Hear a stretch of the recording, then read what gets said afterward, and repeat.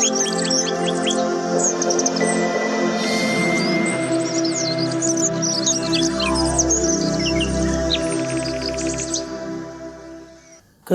அன்பான தேவனுடைய பிள்ளைகளே, கர்த்தராகிய இயேசு கிறிஸ்துவின் நாமத்திலே உங்களை அன்போடு நான் வாழ்த்தி வரவேற்கிறேன். இந்த நாளிலே நாம் தேவனை ஆராதித்து அவரை புகழப் போகிறோம். அவர் நம் நடுவில் பெரிய காரியங்களை செய்ய போகிறார். பாடி அவரை துதிக்கலாமா?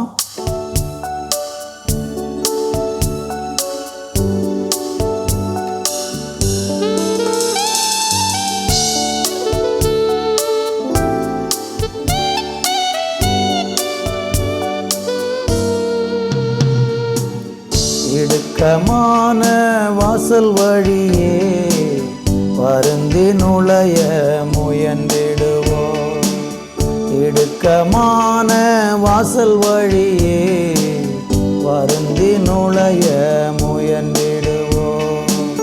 சிலுவை சுமந்து இயேசுவின் பின்னே சிரித்த முகமாய் சென்றிடுவோம்.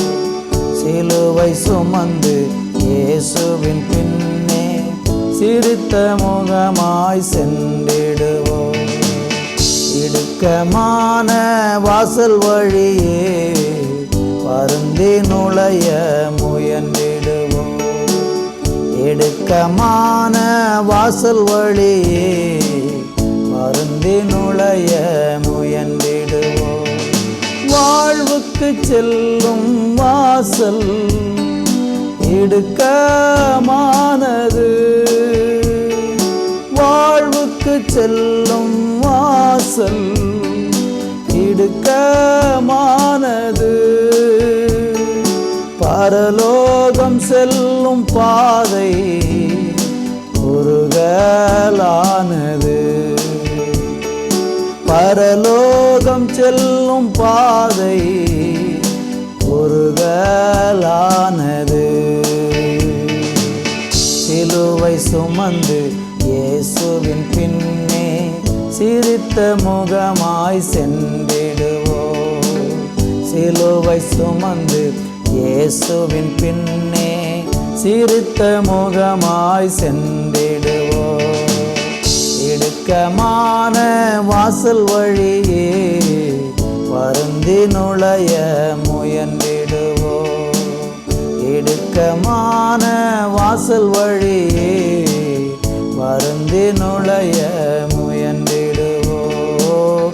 சிலுவை சுமந்து இயேசுவின் பின்னே சிரித்த முகமாய் சென்றிடுவோம். சிலுவை சுமந்து இயேசுவின் பின்னே சிரித்த முகமாய் சென்றிடுவோம்.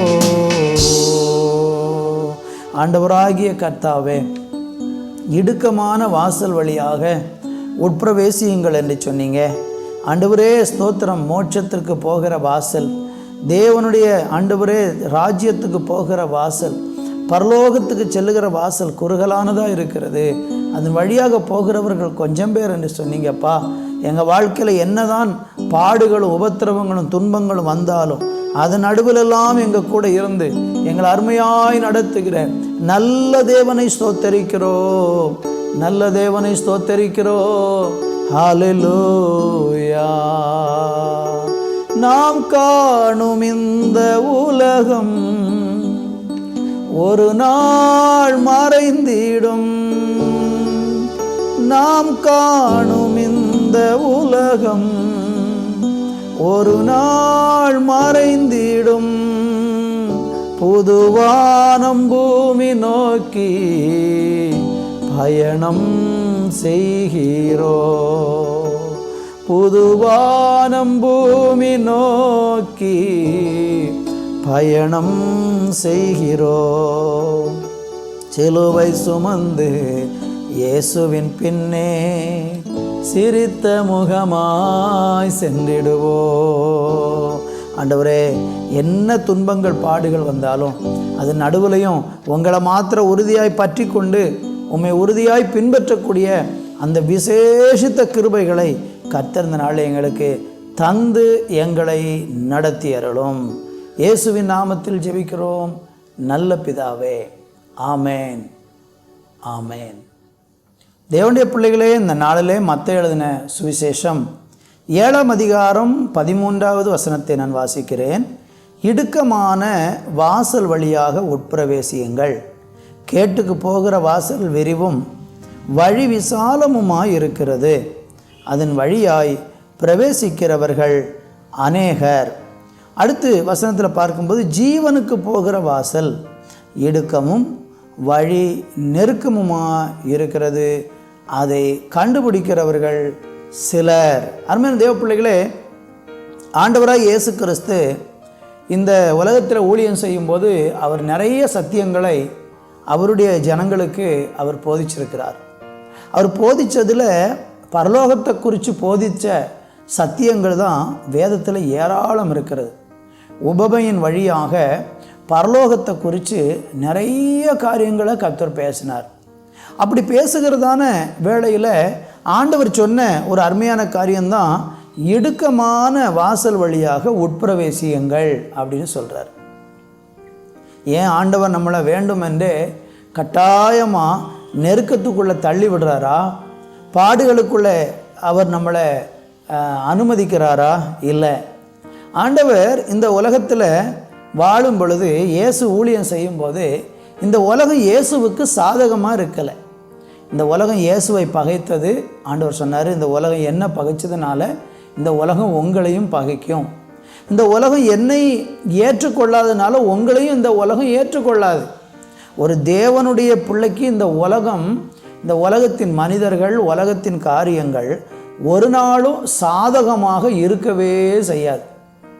உலக மனிதர்கள் என்றைக்கும் நமக்கு துன்பம் கொடுத்து கொண்டே இருப்பாங்க, நம்மளை கஷ்டப்படுத்தி கொண்டே இருப்பாங்க. காரணம் என்னென்னா, அவங்க மூழ்கி கிடக்கிற அந்த உளையான சேற்றில் நம்ம விழாமல் நம்ம ஆண்டவருக்கு பயந்து வாழணும்னு நினைக்கிறதுனால அவங்களோட நம்மளும் பாவத்துக்கு அடிமையாகாமல் பரிசுத்தமாக பொய் சொல்லாமல் ஏமாற்றாமல் வஞ்சிக்காமல் உண்மையை பேசி வாழ்கிறதுனால அவங்க என்ன செய்கிறாங்கன்னா, நமக்கு விரோதமாக சில தீமைகளை செய்கிறாங்க. அப்போது அந்த ஜனங்களோடு கூட நம்மளும் அழிந்து அந்த அழிவின் பாதையில் போகாதனால அவங்க நம்மளை பகைக்கிறாங்க. அதனால் என்ன உண்டாகிறது? நம்ம வாழ்க்கையில் நிறைய இடுக்கங்கள் உண்டாகிறது, துன்பம் உண்டாகிறது, பாடு உண்டாகிறது. பேதுரு அப்போஸ்தலன் தன்னுடைய நிருபத்தில் 2ஆம் அதிகாரத்திலையும் அவர் 4ஆம் அதிகாரத்திலையும் தொடர்ந்து அதை குறித்து சொல்கிறார். நம்முடைய வாழ்க்கையில் எப்படியெல்லாம் உபத்திரம் உலகத்தில் உண்டாகும் அப்படிங்கிறத குறித்து அப்போஸ்தலன் ரொம்ப எச்சரித்தும் ஆறுதல் படுத்தியும் தைரியப்படுத்தியும் நம்மளை சொல்லியிருக்கிறார். ஆண்டவராக இயேசுன்னு சொன்னார், உலகத்தில் உங்களுக்கு உபத்திரவம் உண்டு, ஆனாலும் திடன் கொள்ளுங்கள், நான் உலகத்தை ஜெயித்தேன் அப்படின்னு சொன்னார்.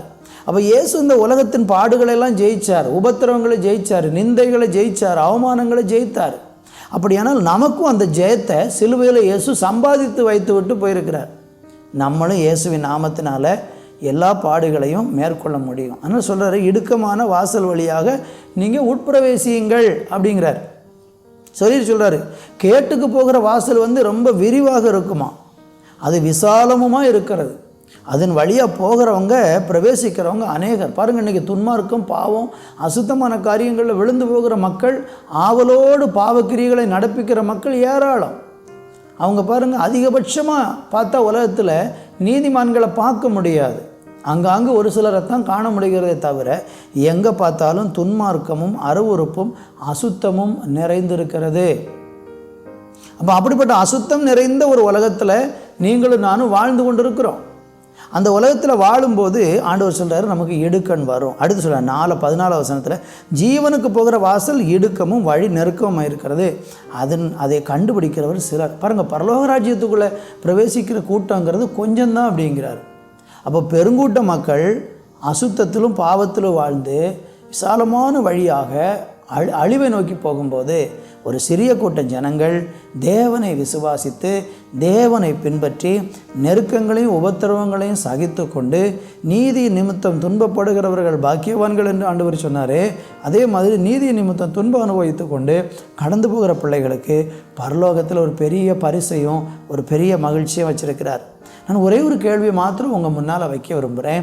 நீங்கள் எந்த வழியில் இன்றைக்கு போய்கொண்டிருக்கிற? விசாலமான கேட்டுக்கு போகிற அந்த வழியில் வாழ்ந்து கொண்டிருக்கிறீங்களா, அல்லது ஜீவனுக்கு போகிற அந்த இடுக்கமான வழியாக நீங்கள் போய்கொண்டிருக்கிறீங்களா?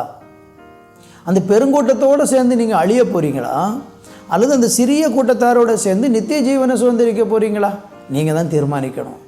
தீர்மானம் உங்களுக்கு விடப்பட்டிருக்கிறது. இயேசு நமக்கு சத்தியத்தை போதிச்சிருக்கிறாரு. தீர்மானம் எடுக்க வேண்டியது நம்முடையது. நம்ம எடுக்கிற தீர்மானத்தின் அடிப்படையில் நம்ம எதிர்காலம் இருக்கும். ஆண்டவர் நமக்கு தலையில் விதியெல்லாம் எழுதி வைக்கலை. நீங்கள் எடுக்கிற முடிவு, நீங்கள் இது எனக்கு வேணும் இது எனக்கு வேண்டாங்கிறத சூஸ் பண்ணுறதுக்கு ஒரு சுதந்திரம் கொடுத்து கர்த்தர் உங்களை என்னையும் படைச்சிருக்கிறார்.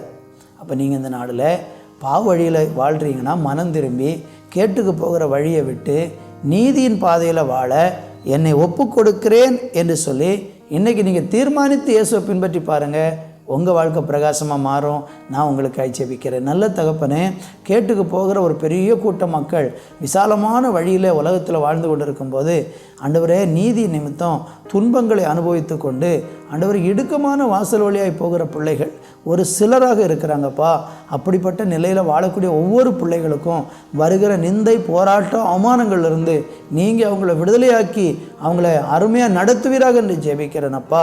விசாலமான அழிவை நோக்கி போய்கொண்டிருக்கிற மக்கள் மனம் திரும்ப இன்றைக்கு இந்த வார்த்தையை கேட்டு யார் தங்களை ஒப்பு கொடுக்கிறாங்களோ அவங்க இயேசுவுக்கு சொந்தமாய் மாறட்டும். அவங்க பாவங்களை மன்னித்து இன்று முதல் அவங்க கேட்டுக்கு போகிற வாசல் வழியாக அல்ல ஆண்டவரே, தேவனுடைய ஆண்டவரே ஜீவனுக்கு போகிற வாசல் வழியாக பிரவேசிக்க நீங்கள் அவங்கள ஆசீர்வதிங்க. சுகம், பலன், ஆரோக்கியத்தை கொடுத்து தீர்க்காயுசின் காலங்களை கொடுத்து உமக்கு சாட்சியை வாழ கிருபை செய்யும். இயேசுவின் நாமத்தில் பிதாவே, ஆமேன், ஆமேன்.